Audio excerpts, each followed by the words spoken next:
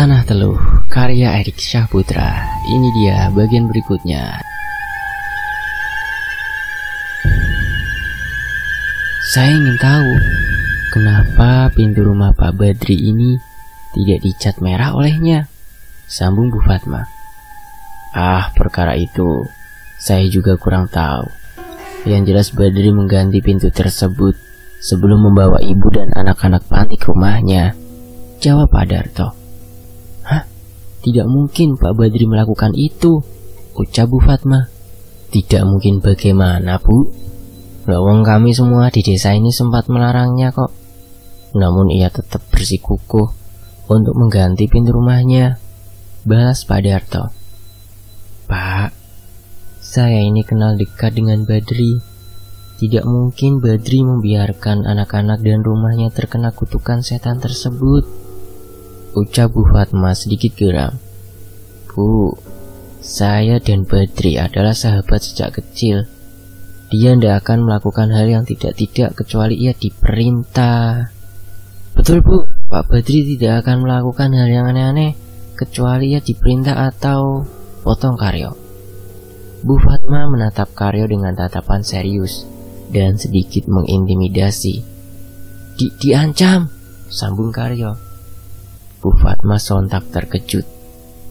Kata-kata singkat yang dilontarkan oleh Karyo seperti mewakili sebagian jawaban misteri ini. Jadi, maksud kalian Badri diancam supaya ia mengganti pintu rumahnya supaya ia terkena kutukan ini? Tanya Bu Fatma. Menurut saya ya begitu, Bu. Tapi yang jelas, bersama-sama kita akan mencari tahu kebenaran dari kejadian ini. Saya permisi ya Bu, sambung Pak Darto seraya meninggalkan Bu Fatma. Bu Fatma termenung. Ia seperti ditampar oleh penjelasan Pak Darto dan Karyo. Sekarang ia tahu harus bagaimana. Bu Fatma harus melindungi anak-anak. Ceklek. Seseorang membuka pintu secara tiba-tiba dan Bu, Arsi hilang Bu. Bagaimana bisa? Bentak Bu Fatma kepada Bu Andin. Saya juga tidak tahu Bu.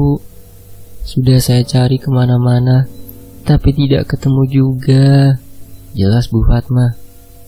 Bagaimana denganmu April? Apa kamu melihat Arsi? Tanya Bu Fatma kepada April.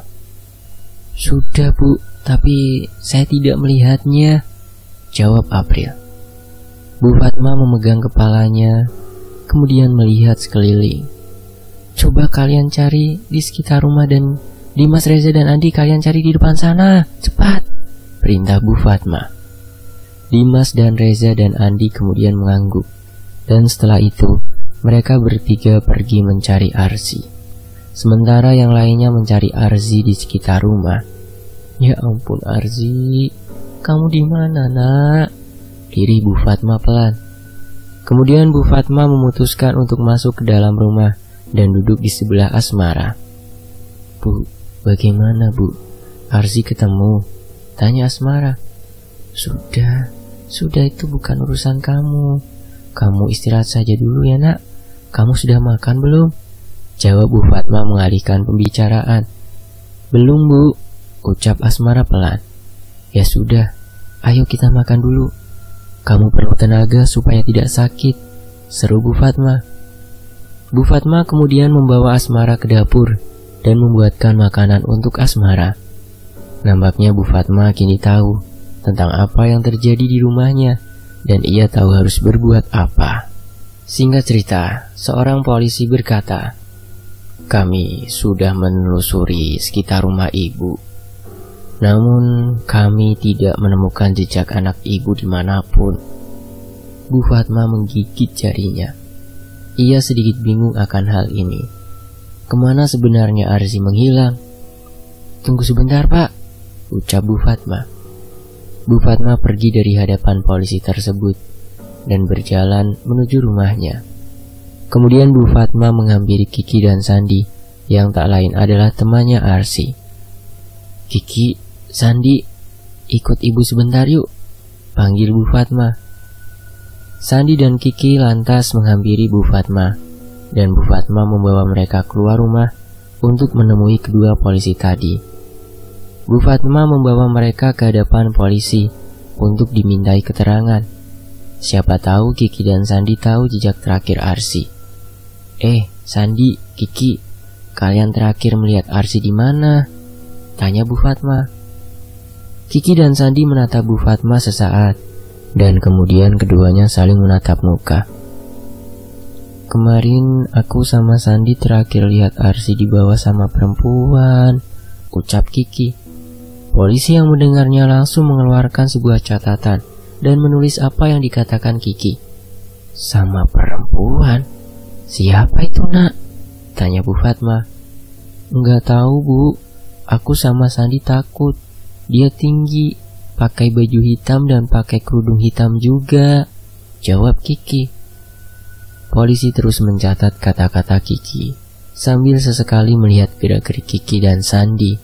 Lalu Arsy dibawa kemana sama perempuan itu? Tanya Bu Fatma lagi. Enggak tahu, Bu. Tapi waktu itu aku sempat lihat kalau Arsy dibawa ke desa, Bu, jawab Kiki. Bu Fatma kemudian menoleh ke arah kedua polisi tersebut sambil menunjukkan wajah yang sedikit ketakutan. Bagaimana, Pak? Saya juga tidak tahu karena memang kejadian di rumah saya ini begitu aneh. Saya minta tolong kepada kedua bapak ini. Tolong bantu saya dan anak-anak, Pak, ucap Bu Fatma. Tenang, Bu. Kami dari pihak kepolisian akan selalu menyelidiki kasus ini dengan baik. Dan sepertinya pelaku yang menculik anak Anda dan membunuh saudara Badri adalah orang yang sama. Dan ucap polisi tersebut menggantung. Dan bisa kami simpulkan kemungkinan pelakunya mungkin adalah orang yang ada di panti asuhan ini, sambung polisi tersebut.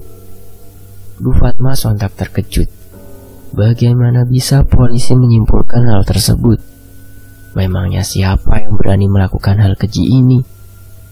Jadi, maksud Bapak pelaku dari kejadian ini adalah salah satu dari kami? Tanya Bu Fatma. Iya, Bu. Sepertinya begitu. Tapi itu belum pasti. Kami akan lakukan penyelidikan lebih lanjut terlebih dahulu, jawab polisi tersebut. Baiklah, Bu. Kalau begitu, kami permisi dulu. Kalau ada hal yang menurut Ibu mencurigakan, segera hubungi kami, sambung polisi tersebut dan kemudian meninggalkan Bu Fatma, Sandi dan Kiki. Bu Fatma menatap kepergian kedua polisi tersebut. Setelah agak jauh polisi tersebut pergi, kemudian Bu Fatma membawa Sandi dan Kiki masuk ke dalam rumah. Ayo masuk, ucap Bu Fatma. Dimas berusaha membuka pintu merah di depannya. Ia kembali berada dalam kegelapan yang kosong, sunyi, dan sepi. Kabut asap dan cahaya yang remang-remang mengisi kekosongan kala itu. Dimas terus berusaha membuka pintu merah tersebut. Namun agaknya pintu tersebut dikunci. Dimas kemudian berjalan di tengah-tengah lorong yang gelap, sunyi dan gelap. Itulah yang Dimas rasakan saat ini. Sambil sesekali tangannya menyentuh tembok lorong tersebut, Dimas mencoba menelaah tempat apa ini sebenarnya. Dimas kemudian melihat pintu merah di depannya, dan perlahan pintu tersebut terbuka. Dan alangkah terkejutnya Dimas ketika pintu tersebut terbuka. Ia melihat Sania, Pak Badri, dan Arsy dengan wajah hancur berdiri di sana. Pak Badri, Sania, Arsy, panggil Dimas. Sania, Pak Badri, dan Arsy hanya diam di sana, sambil menatap Dimas yang tengah berdiri. Dimas mulai ketakutan. Ia kemudian berbalik dan berusaha kabur dari tempat itu. Dimas, teriak Pak Badri, Sania dan Arsy bersamaan. Dimas menutup telinganya seketika. Sebuah suara yang mendengung menusuk telinganya dan kemudian angin besar menerpa Dimas. Dimas berusaha menahan tubuhnya agar tidak terbawa oleh kencangnya angin. Dimas kemudian mencoba duduk supaya ia tidak terhempas oleh angin. "Dimas!" panggil Pak Badri, Sania dan Arsy. Dimas terus menutup telinganya. Ia merasa suara tersebut mengganggunya. Suara dengung itu seperti pisau yang menusuk telinganya. Suara tersebut sangatlah bising di telinganya. Ditambah suara hembusan angin yang terus-menerus mencoba menerpa Dimas. "Dimas!" panggil mereka lagi. "Berhenti!" teriak Dimas. Setelah Dimas berteriak, semuanya menjadi sunyi. Angin kencang yang menerpanya seketika hilang. Dimas kemudian membuka tangannya dari telinganya, dan perlahan ia berdiri. Suara Pak Badri, Sania dan Arsy yang memanggilnya kini tidak terdengar. Dimas sedikit penasaran dengan kondisi di belakangnya. Ia kemudian membalikkan badannya dan mati. Sosok menyeramkan tiba-tiba muncul di hadapan Dimas. Dimas sontak terbangun, dan lagi-lagi ia mimpi buruk. Entah yang keberapa kali mimpi ini terjadi pada Dimas. Rasanya mimpi ini seperti menghantuinya setiap malam. Dimas berusaha mengatur nafasnya. Tubuhnya berkeringat, wajahnya pucat, dan kepalanya terasa sangat pening. Dimas mencoba menenangkan diri. Ia memijat kepalanya secara perlahan, namun tiba-tiba, "Dimas!" Suara parau kembali memanggilnya. Dimas yang sadar sontak mencari keberadaan suara tersebut. Ia menoleh ke kanan, ke kiri, mencari tahu asal-muasal suara tersebut. "Dimas!" Suara tersebut kembali terdengar. Dimas sontak bingung. Ia kemudian melihat kedua temannya, dan Dimas terkejut karena Reza dan Andi tidak ada di atas ranjang mereka. "Reza, Andi, kalian di mana?" panggil Dimas. Dimas menunggu sebentar, namun tidak ada jawaban dari keduanya. Dimas kemudian mencoba bangkit, namun "Dimas!" Suara tersebut kembali terdengar. Dimas kembali celingak-celinguk mencari asal-muasal suara tersebut. Kemudian Dimas mencoba menoleh ke atas, dan hasilnya tidak ada apa-apa di atasnya. "Dimas!" Suara tersebut terdengar lagi, dan Dimas mulai membelalakan matanya. Nampaknya ia tahu di mana asal suara tersebut. Dimas mulai membungkukkan badannya, dan kemudian bergerak menuju samping ranjangnya. Kepalanya sedikit demi sedikit maju, dan kemudian melihat ke arah di bawah ranjangnya. Dan lagi-lagi, di bawah ranjangnya tidak ada apa-apa. Saat Dimas ingin bangkit, tubuhnya tiba-tiba tersungkur, dan itu membuatnya terlungkup di samping ranjangnya. Dimas berusaha bangkit. Ia sedikit meringis karena pipinya sedikit sakit karena benturan itu. Namun saat ia bangkit, tiba-tiba tubuhnya kaku, lehernya tercekik. Tubuhnya perlahan bangkit namun masih dengan kondisi terlungkup. "Ah!" rintih Dimas. Lehernya seperti dicekek oleh jeratan rambut. Ia terus memegangi lehernya. Rasa sakit yang amat menyakitkan terasa olehnya. Tubuhnya semakin lama semakin naik dan kini posisinya setengah berdiri. "Tolong!" lirih Dimas. Tidak ada yang mendengarnya. Suaranya begitu pelan. Dimas kini mulai kehabisan nafas. Tubuhnya mulai pucat. Tubuhnya kembali berkeringat. Hampir beberapa menit ia tercekek. Namun tiba-tiba cekikan di lehernya mulai mereda. Dimas kembali mendapatkan nafas. Tubuhnya kembali dalam keadaan normal, walaupun posisi tubuhnya masih sedikit melayang. Dan setelah itu, seketika kondisi sunyi seperti menyelimutinya. Dimas membelalakan matanya dan berusaha melihat sekitar. Srat! Ah! Seketika sayatan besar menyayat punggung Dimas dan merobek pakaiannya. Dimas sontak berteriak, namun teriakannya malam itu seperti tidak didengar oleh siapapun. Srat! Lagi! Ah! Dimas kembali berteriak. Kini dua sayatan besar melukai punggungnya. Darah mulai mengucur dari punggung Dimas. Rasa pedih mulai mendekap tubuhnya. Satu sayatan kembali melukai punggung Dimas dan kemudian sayatan tersebut berpindah dan melukai wajah bagian kirinya dan membuat bola matanya lepas dari tempatnya. Dan setelah itu, tubuhnya ambruk. Dimas mengerang kesakitan. Punggungnya dipenuhi darah.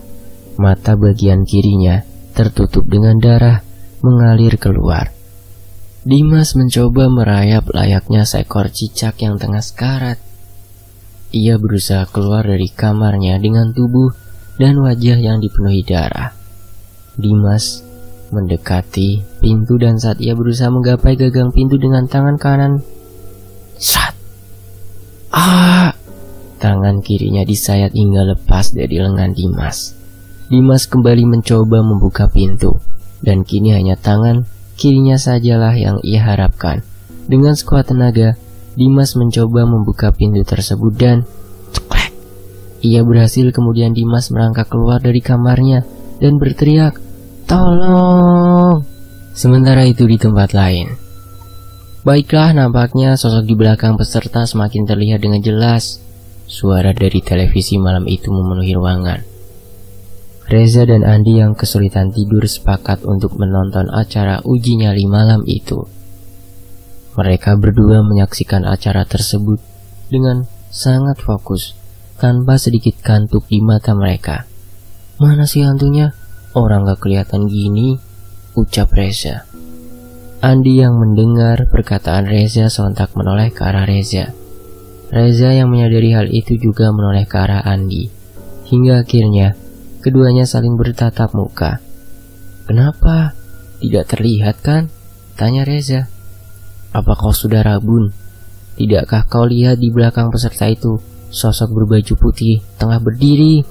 jawab Andi. "Oh iya, pasti itu hanya stuntman atau orang yang dibayar untuk berpura-pura," balas Reza. "Iya mungkin, tapi daripada kita menonton acara dewasa lebih baik kan melihat ini saja," ucap Andi. Reza kemudian menoleh ke arah Andi. Kemudian tanpa aba-aba, Reza mengambil remote TV di depannya dan mengganti saluran TV-nya. "Hei, kau mau apa?" tanya Andi. Reza tidak menghiraukan Andi. Ia terus mengganti saluran tersebut dan, "Oke, untuk Om Irwan, ada salam nih dari Mbak Ismi. Katanya kapan nih mau ketemuan lagi, seperti malam minggu bulan lalu, dan diajakin makan bareng di restoran bintang 5, terus nginep berdua di hotel bintang 5 juga. Hahaha." Andi sontak memukul kepala Reza dengan bantal yang dipegangnya dan mengambil alih remote-nya. Kemudian mengganti salurannya. "Anak bodoh, seharusnya kau berpikir 2 kali sebelum melakukan hal itu," gerutu Andi. "Hei, kau tidak lihat wanita tadi sangat seksi?" canda Reza. Andi tidak menghiraukan candaan Reza. Iya, memang benar apa yang Andi katakan. Ia takut kalau tiba-tiba Bu Andin melihat apa yang mereka lihat. Andi kemudian mengganti saluran TV ke saluran TV sebelumnya, di mana ia dan Reza melihat acara uji nyali. Bisa kita lihat pemirsa, sebuah bayangan mendekat ke arah peserta. "Lihat, dia semakin dekat."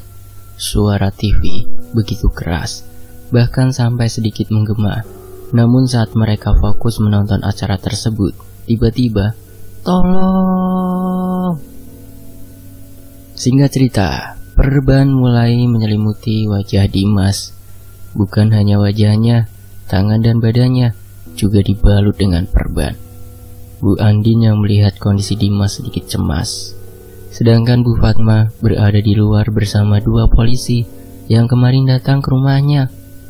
"Sabar ya Dim, nanti kita akan lolos dari semua ini," ucap Bu Andin. Dimas hanya tersenyum dan kemudian menoleh ke arah teman-temannya yang tengah duduk menatapnya. "Terima kasih semuanya," ucap Dimas pelan. "Nggak usah berterima kasih segala. Kita ini udah jadi keluarga, jadi emang harus saling tolong-menolong," ucap April. "Nah, betul," sahut Reza. "Kamu siapa? Tidak usah ikut campur balas April. "Iya, kamu yang siapa? Aku berbicara dengan Dimas, bukan denganmu," bentak Reza. "Aku juga sedang berbicara dengannya. Kenapa kamu tiba-tiba ikut menyahut?" sinis April. Ih, kamu ini sehari tidak bisa diam tanpa memberi komentar, ah? Bisa nggak? Dasar perempuan aneh. Gerutu Reza. Apa kamu bilang? Perempuan aneh? Hei, sadar kamu ini. Sudah. Kalian ini tiap hari berantem terus. Nanti jatuh cinta loh. Canda Bu Andin. Amit-amit Bu, ucap Reza dan April kompak. Kompak, balas Bu Andin. Keduanya kemudian bertatap muka sejenak dan kemudian membuang muka satu sama lain. Bu Andin tersenyum melihat mereka berdua, kemudian kembali menoleh ke arah Dimas. Kamu yang sabar ya, ucap Bu Andin. Dimas tersenyum sambil sedikit mengangguk, dan kemudian dibalas dengan senyuman yang manis oleh Bu Andin. Ceklek. Kita harus pindah, ucap Bu Fatma. Semua yang ada di dalam panti asuhan itu sontak menoleh ke arah Bu Fatma. Terlihat wajah Bu Fatma yang sendu sehabis menangis. Bu Andin bangkit dari posisinya dan kemudian menghampiri Bu Fatma. Ada apa, Bu? Tanya Bu Andin sedikit berbisik. Kemudian Bu Fatma mulai menangis. Ia tak kuasa menahan air matanya. Bu Andin yang melihatnya langsung memeluk Bu Fatma, mencoba menenangkannya. Arsi, lirih Bu Fatma. Bu Andin yang mendengar lirihan Bu Fatma mencoba memasang indera pendengarannya sebaik mungkin, sambil terus mengelus punggung Bu Fatma. Mati Din, sambung Bu Fatma.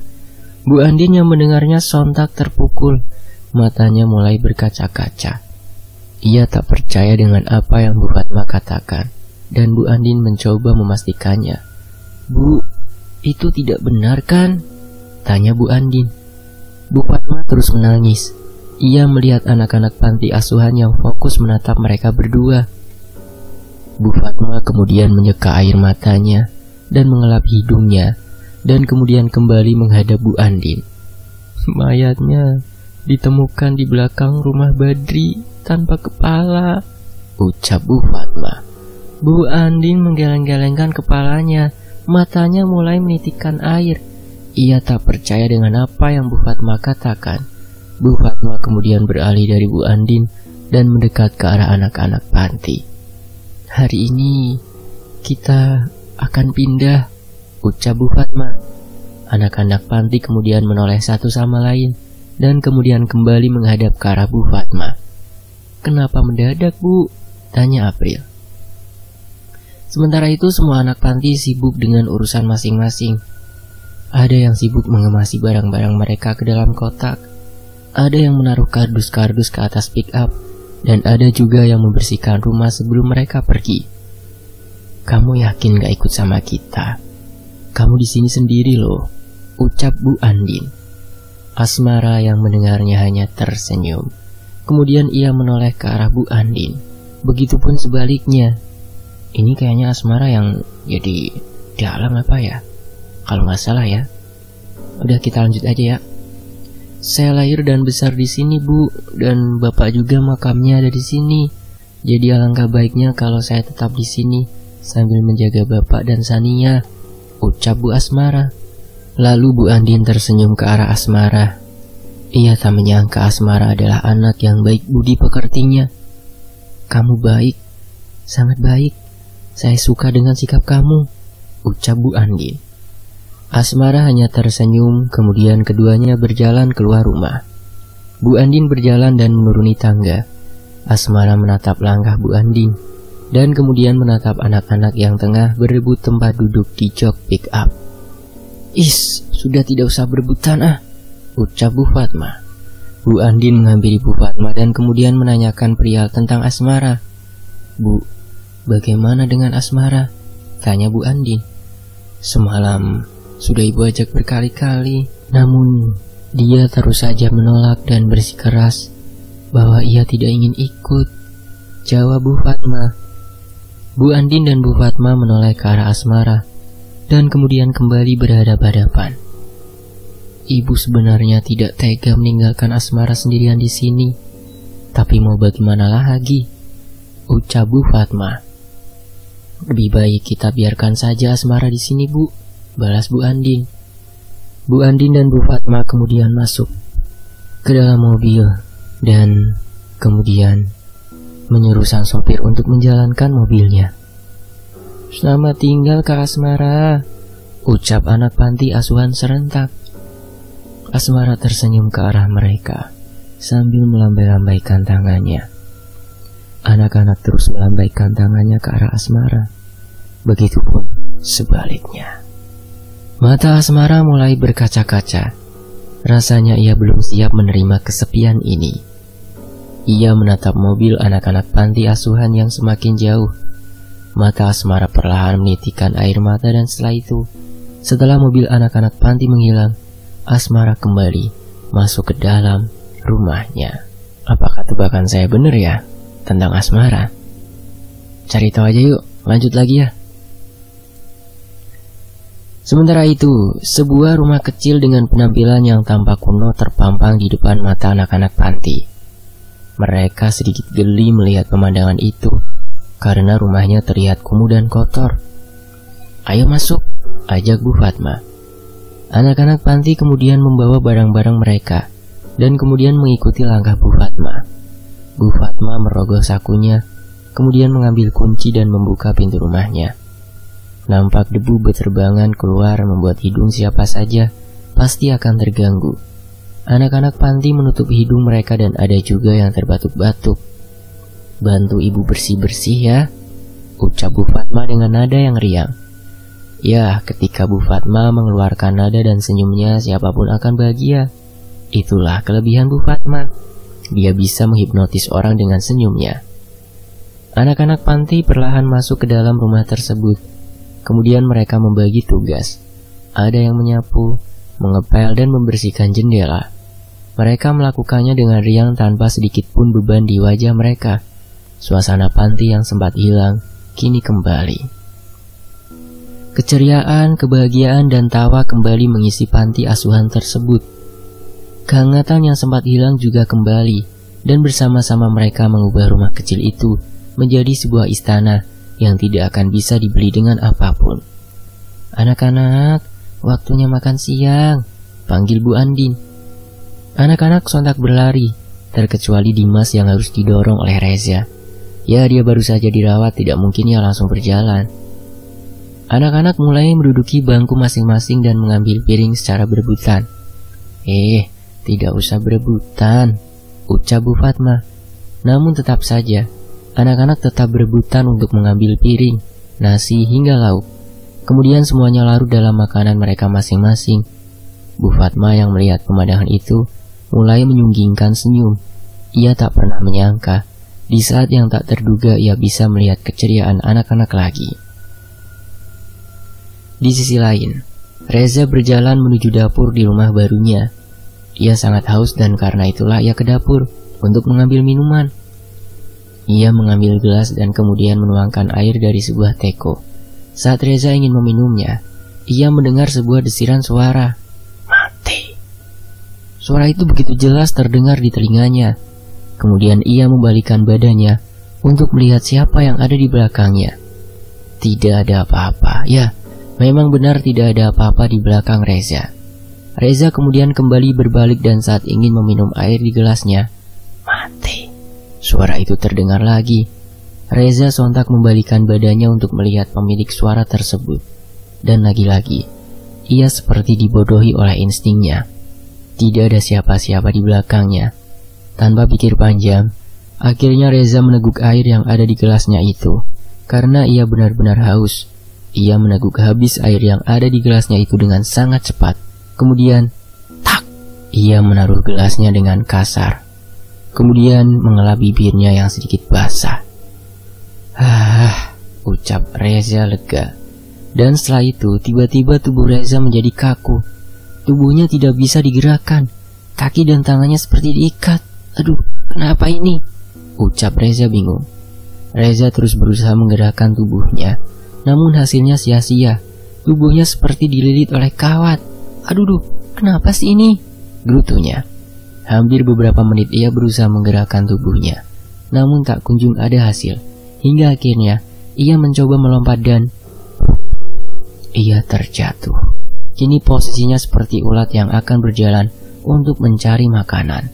Reza berusaha menggeliat namun tetap tubuhnya masih saja terlilit. Tolong, tolong, tolong, teriak Reza bersambung. Siapakah pelaku di balik ini semua? Cari tahu ya di bagian berikutnya. Sumpah ini keren banget cerita. Saya pamit, wassalamualaikum warahmatullahi wabarakatuh.